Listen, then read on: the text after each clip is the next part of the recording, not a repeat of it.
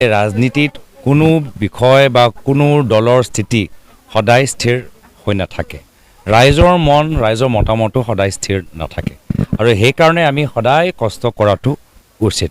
আৰু যিয়ে হওক, আজি ৰাইজ তিতাবৰ অঞ্চলৰ ৰাইজে পঞ্চায়ত নিৰ্বাচনত এটা ফলাফল দিলে, কিন্তু ইয়াৰ পূৰ্বে কিমানবাৰ তেওঁলোকে কংগ্ৰেছক দিছে সেইখিনি কথাটো আমি পাহৰি যাব নোৱাৰোঁ।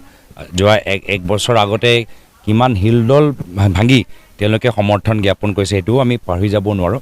যিয়ে নহওক, ৰাজনীতি নিয়ম মানি আমি বৰ্তমানৰ পঞ্চায়ত নিৰ্বাচনৰো যি ফলাফল সেইটো মানি লৈছোঁ আৰু আমাৰ কৰ্মীসকলে আমি নিজে এতিয়া চুকে চুকে আমি সৰু সৰু আমি কাৰোবাৰ চোতালত বহি আমি পৰ্যালোচনা কৰিবলৈ আৰম্ভ কৰিছোঁ ইতিমধ্যে, আৰু বিভিন্ন কথাবোৰ উল্লেখ কৰা গৈছে। পৰৱৰ্তী দিনত কেনেদৰে আগবাঢ়ি যাব লাগে সেইখিনিও বিষয়ৰ ওপৰত আমাৰ চৰ্চা হৈছে আৰু ভাল লাগিছে যে কৰ্মীসকলৰ মনোবলটো আগৰ দৰে দৃঢ় হৈ আছে। তেওঁলোকে হাৰ মানি লোৱা নাই। তেওঁলোকে কৈছে যে আমি এতিয়াৰ পৰাই আৰু যুঁজিবলৈ প্ৰস্তুত হৈ আছোঁ। আৰু সেইকাৰণে আমাৰ ইয়াত তিতাবৰ বিশেষকৈ আমি কৰ্মীসকলৰ মাজত যি আলোচনা কৰি আমি যি গম পাইছোঁ, তেওঁলোকে এটা মূল মন্ত্ৰ লৈছে যে এই পঞ্চায়ত নিৰ্বাচনত যি ফলাফল এনেকুৱা হ'ল, এটা নেগেটিভ ৰিজাল্ট যে আহিলে কংগ্ৰেছৰ বাবে, এইবাৰে প্ৰথম আৰু এইবাৰে অন্তিম।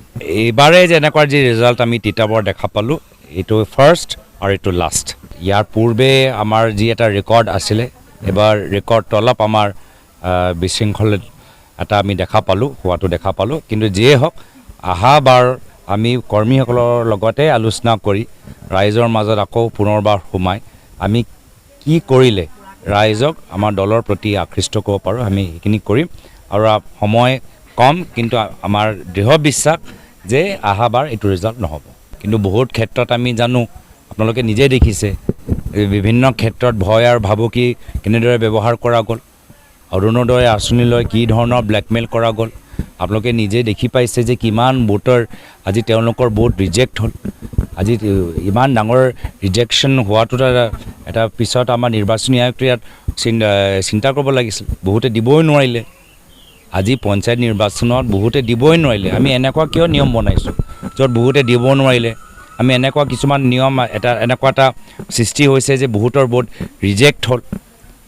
বহুতে তেওঁলোকৰ ভোটৰ লিষ্টত তেওঁলোকৰ নাম নোলালে। বহুত নতুন যিসকলে লোকসভাত দিলে তেওঁলোকৰ ওলালে, নামটো নোলালে। ইমান সমস্যা আমি ইয়াৰ পূৰ্বে বিভিন্ন পঞ্চায়ত নিৰ্বাচনত এই ধৰণৰ প্ৰশাসনিক এডমিনিষ্ট্ৰেটিভ সমস্যাবোৰ আমি দেখা পোৱা নাই।